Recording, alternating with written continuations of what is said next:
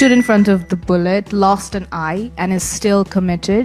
ঢাকা ৯ সংসদীয় আসনের স্বতন্ত্র প্রার্থী ও এনসিপির সাবেক নেত্রী ডক্টর তাসনিম জারার মনোনয়নপত্র বাতিল করা হয়েছে। শনিবার বেলা 11:30টার দিকে ঢাকা জেলা রিটার্নিং কর্মকর্তা জারার মনোনয়নপত্র বাতিল ঘোষণা করেন। আমি ঢাকা ৯-এর স্বতন্ত্র প্রার্থী হিসেবে যে মনোনয়ন আবেদনপত্র দিয়েছিলাম সেটা আপাতত গৃহীত হয়নি, কিন্তু আমরা আপিল করব। আপিল করার প্রক্রিয়া আমরা ইতিমধ্যেই শুরু করেছি। তবে নির্বাচন কমিশনে আপিলের সুযোগ রয়েছে তাসনিম জারার, তিনি আপিল করবেন বলে জানিয়েছেন। এর আগে 29 ডিসেম্বর রাজধানীর সবুজবাগ থানা নির্বাচন অফিসে উপস্থিত হয়ে মনোনয়নপত্র জমা দেন তিনি।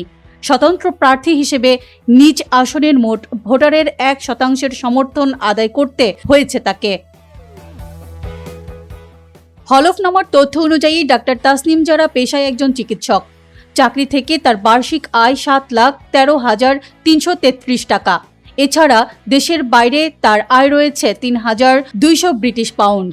তিনি আয়কর হিসেবে পরিশোধ করেছেন 34,057 টাকা। সম্পদের বিবরণী দেখা যায় তার নামে কোনো বাড়ি, ফ্ল্যাট, কৃষি জমি বা অকৃষি জমি নেই। তবে তার কাছে 2,50,000 টাকার অলংকার রয়েছে।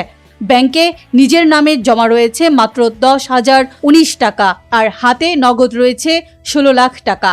পাশাপাশি তার কাছে রয়েছে 2,270 ব্রিটিশ পাউন্ড। হলফনামা অনুযায়ী ডাক্তার তাসনিম জারার বিরুদ্ধে কোনো মামলা, ঋণ, দায় কিংবা সরকারি পাওনা নেই। স্বামী খালেদ সাইফুল্লাহর সম্পদের তথ্য হলফনামায় উল্লেখ করা হয়েছে, আর তাতে নগদ রয়েছে 15 লাখ টাকা এবং 6,000 ব্রিটিশ পাউন্ড। দেশের বাইরে স্বামীর আয় 39,800 ব্রিটিশ পাউন্ড বলে উল্লেখ করা হয়েছে।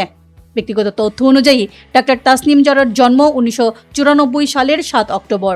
তার সর্বোচ্চ শিক্ষাগত যোগ্যতা MSc। তার বাবার নাম ফখরুল হাসান এবং মায়ের নাম আমিনা আক্তার দেওয়ান। বর্তমানে তিনি ঢাকার খিলগাঁও চৌধুরীপাড়া এলাকায় বসবাস করেন।